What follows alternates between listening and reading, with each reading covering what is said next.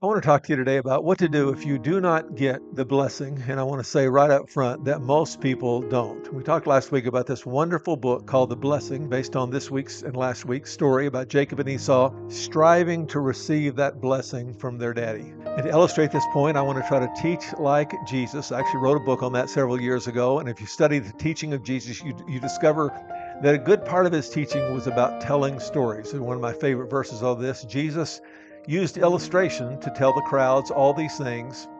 He did not tell them anything without illustrating it with a story. So when you teach, we want to try to figure out what is the big idea. This week and last week, the big idea was all about the blessing, all about this gift of unconditional love, that we were born to live in the atmosphere of unconditional love. And if we didn't get it from our mom and daddy, we tend to struggle our whole life. And we want to talk this week about what to do if we did not get that blessing. And I want to do as Jesus did and read you a little story. Nancy's loss was a different sort. We read a story last week about a man, and this week a woman. Last week about a man and how he flew halfway across the country to hear those words from his daddy. And his daddy's final breath, "Do you love me, Daddy?" And he never heard those words. And he suffered because of this. And now we have a story not about a man, but about a woman, Nancy. Loss was of a different sort, but the hurt and pain she received from missing out on the blessing stung her just as deeply and caused problems not only with her parents, but also with her husband and her children as well. Nancy grew up in an affluent suburb outside the major city. Her mother loved to socialize with her other women at the club, at frequent civic activities. In fact, with a marriage that was less than fulfilling, Nancy's mother placed a paramount importance on these social gatherings. When Nancy was young, her mother would dress her up in elegant clothes, the kind that you sit in, not play in, and take her out with her older sister to the club. But as Nancy grew older, this practice began to change. Unlike her mother and unlike her sister, Nancy was not petite. She was not a cute little thing. In fact, she was quite sturdy and big boned. You might think of some other synonyms to describe her, perhaps comes to mind. She was quite sturdy and big boned, nor was Nancy a model of tranquility. She was kind of a tomboy who loved outdoor games, swinging on fences, and animals of all kinds. And as you can imagine, such behavior from a daughter who was being groomed to be a debutante caused real problems. Nancy's mother tried desperately to mend her daughter's erring ways. Nancy was constantly scolded for being awkward or clumsy. During shopping sprees, she was often subject to verbal barbs designed to motivate her to lose weight. For example, all the really nice clothes, all the really nice clothes are 2 sizes too small for you. They're the perfect size for your sister, her mother would taunt Nancy. And Nancy was put on a strict diet to try to make her physically presentable to others. But Nancy had a hard time sticking to that diet. And so as time went on, Nancy's mother and sister would go out to these social events and they would leave Nancy at home. Soon all the invitations to join these functions stopped. After all, her mother said, "You don't want to be embarrassed in front of those other children because of the way you look, do you?" And he goes on from there to tell how this not getting the blessing from her mama caused trouble with her marriage. It caused trouble with her own children. It caused trouble in every arena in life. And if you do not receive the blessing, you're going to tend to struggle a bit, but there is hope. And that's what we want to talk about today. What do we do if we do not get the blessing? Let's look at our passage.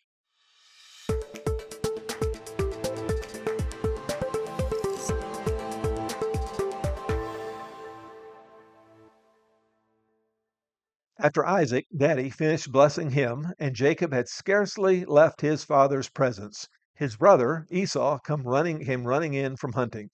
But he, Isaac, said, "Your brother came deceitfully, and he took your blessing." Of course, there's a problem behind a problem here. And the problem is the thought seems to be that you can't give your unconditional love to all the kids. You can't give the blessing to all the kids. And that is precisely what they should do. They should precisely try to love their kids evenly and all fully. Esau said, "Isn't he rightly named?" Jacob literally means the one who grabs, because he grabbed his brother as he came out of the womb.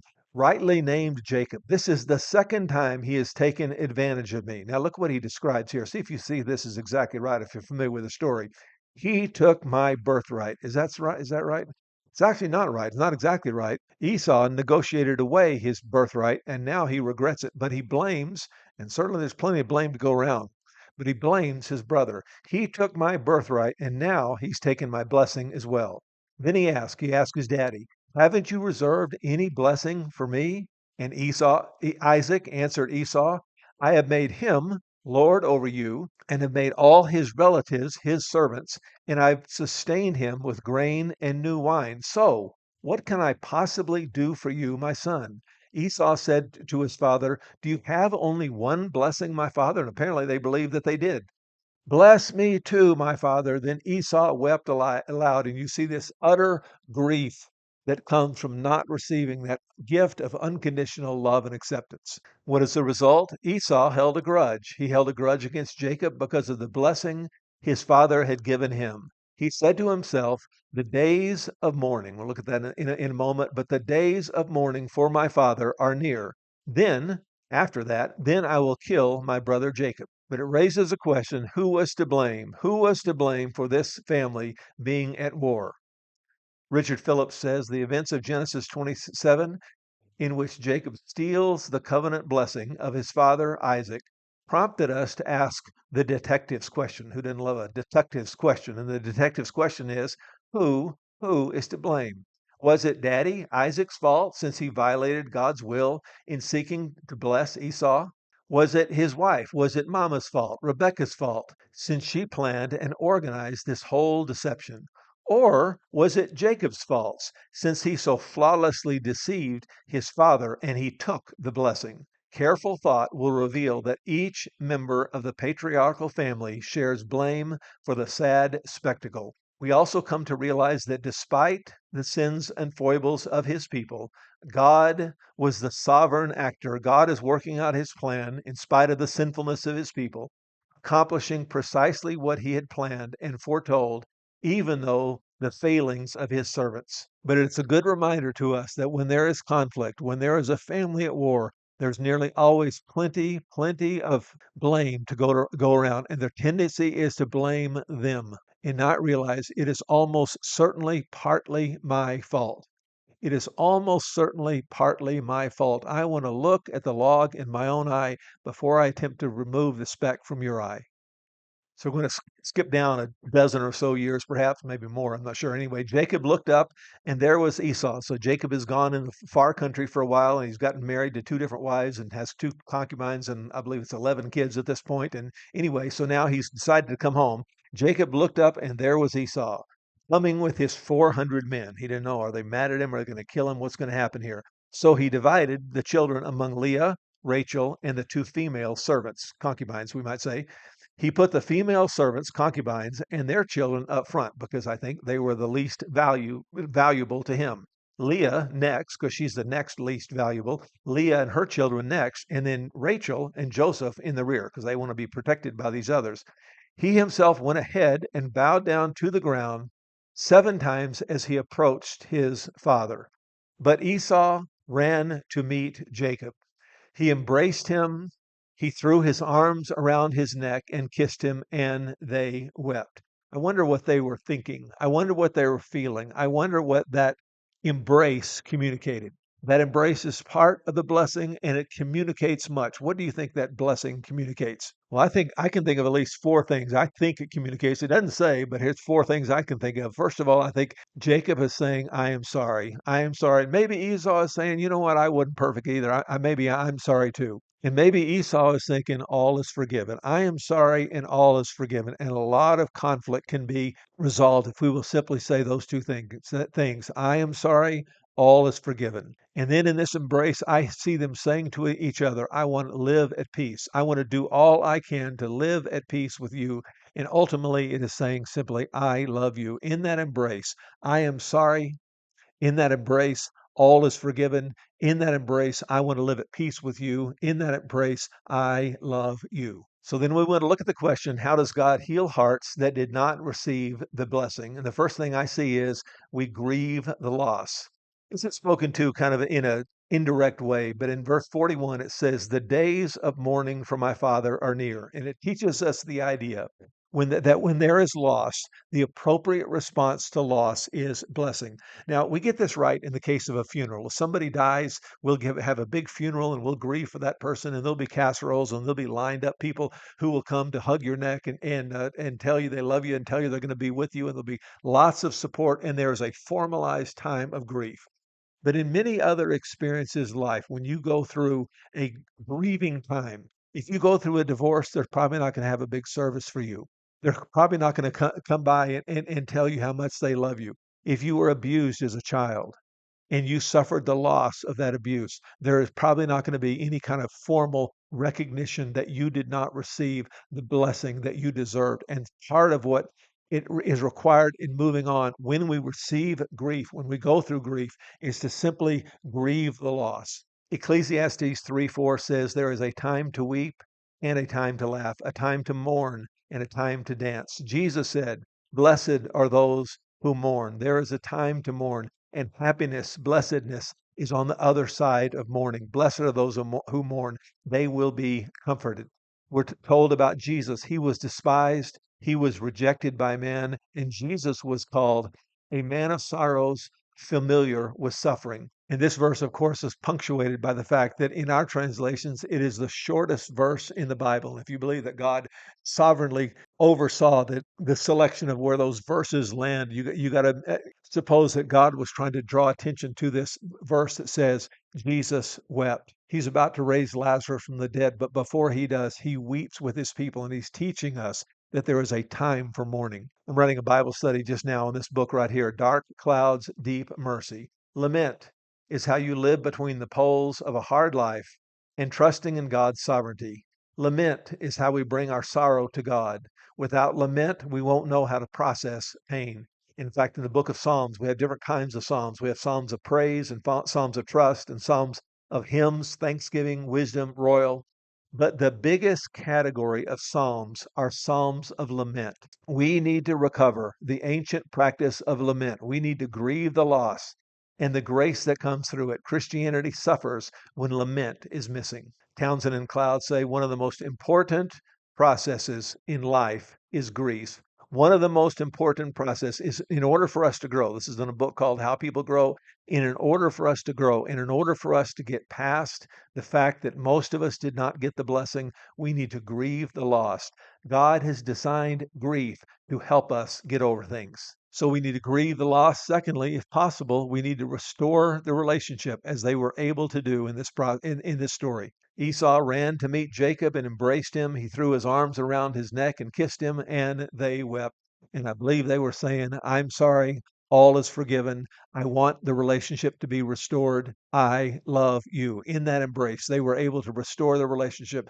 Sometimes restoring a relationship means saying a lot of words. Sometimes it means confronting. Sometimes it means confessing your sins. Sometimes it can all be done in an embrace that communicates all of those things. But if we can, we want to try to restore that relationship. If it is possible, it's not always possible, but if it is possible, as far as it depends on you, live at peace with everyone. Jesus said, if you're offering your gift at the altar, if you're writing today, I think he might have said, if you're coming to church and you remember that your brother has something against you, that is, you have hurt them, and you come to church and you realize I've wronged somebody else. Who takes the initiative here? I did. I do. I wronged them, and so I take the initiative. But notice in two other passages, we see the opposite. Luke 17:3. So watch yourself. If your brother or sister sins against you. Now, when I sinned, I took the initiative. So I'm thinking that when they sinned against maybe they should take the initiative, but not so. If your brother or sister sins against you, rebuke them. If they repent, forgive them. If your brother sins against you, go tell him his fault between the two of you. If he listens to you, you have gained your brother. So whether they sin or you sin, you take the initiative and you try to restore this relationship as best you can. Thirdly, we want to change our thinking. The Bible teaches that we are transformed by the renewing of our mind. And here's what I mean by that in this context.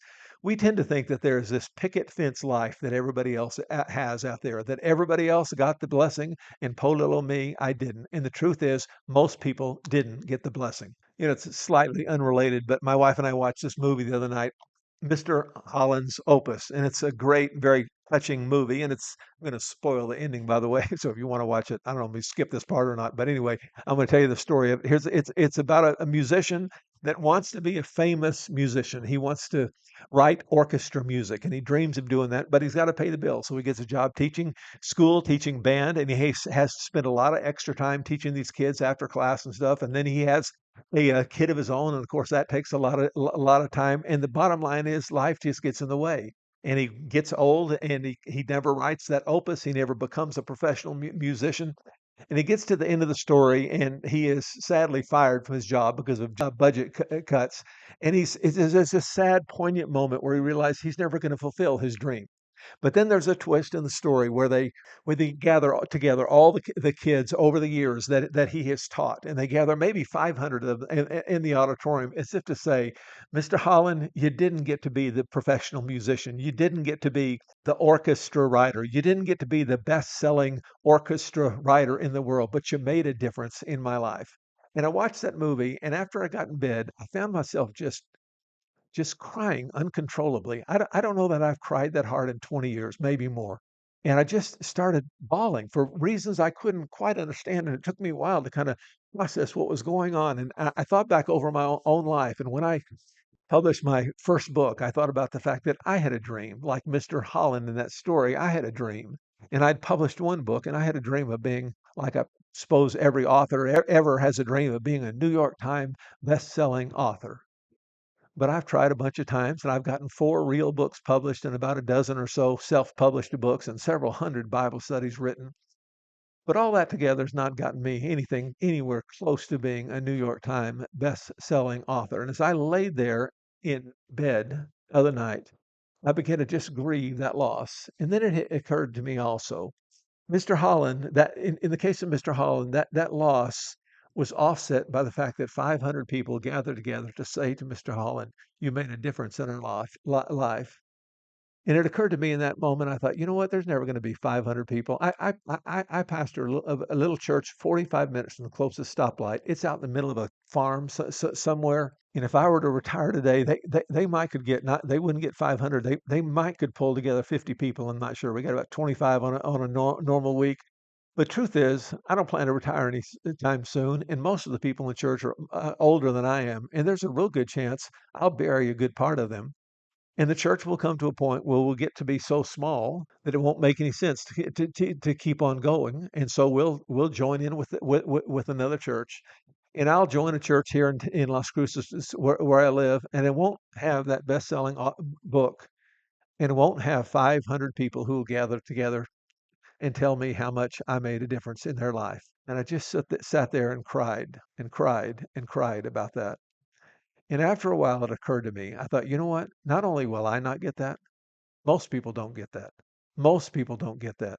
I thought about my father-in-law who delivered propane for the bulk of his career, and he helped keep families warm in the wintertime. He'd go out and deliver a propane, and this way they could keep their family warm. But I guarantee you, when he retired, they didn't gather together and say, thank you, Billy, for keeping me warm."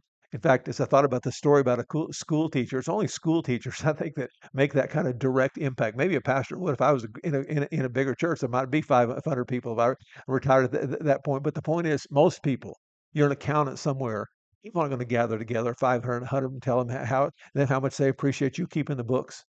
And most people live without that. And here's my point. Most people can live happy and productive lives even if they don't get that. And most people can live happy and productive lives even if they didn't get the blessing. And you need to change your stinking thinking about this. You need to quit imagining that all those other people got the blessing and poor little me, I didn't. Most people don't. We're about out of time. Let me mention 2 other things. The first one is to think deeply, think long and hard and often about how deeply God loves you. God's means of curing not getting the blessing in your life, not getting that unconditional love from your mom and daddy, is that God's love would be poured out into your heart. That's point 4. And point number 5 is surprising, and that is that God would use you as an instrument of blessing others. This is the magic of the Christian life, that I receive God's love and I pour that love out to others. And I would say this is God's vision for your group, that God would use your group to heal broken hearts, to heal hearts that did not receive the blessing. And somebody in here, maybe some purist, is going to say, well, that's not the vision for our group. Our group, our vision is to fulfill the Great Commission and to go and make disciples of all nations. And I would agree. And then I would ask you the question, what is a disciple? Well, Jesus said, all men will know that you are my disciples if, do you remember how we finished that sentence? If you love one another, if you create a community where broken hearts can heal one another's hearts. We have a God shaped vacuum, but we also have a people shaped vacuum. We're reminded that verse in Genesis that said, to a perfect man in a perfect garden with a perfect relationship with God, not good. It is not good that a man would be alone. And so God's purpose for us is that he would pour his love into each one of our hearts and that then he would build a Christian community who would gather together every week and say to themselves, not what am I going to learn, not what am I going to get, but we find life by giving it away. That each person in your group would come with a vision. Who can I encourage today? Who can I lift up today? Who can I give hope to today? Who can I hug today? Who can I speak words of encouragement today? Who can I give words of hope? Who can I speak words of value today? Who can I speak words of commitment? All these components of the blessing we want to give to one another each week as we gather together. And may God richly bless you as you cast this vision again for your group.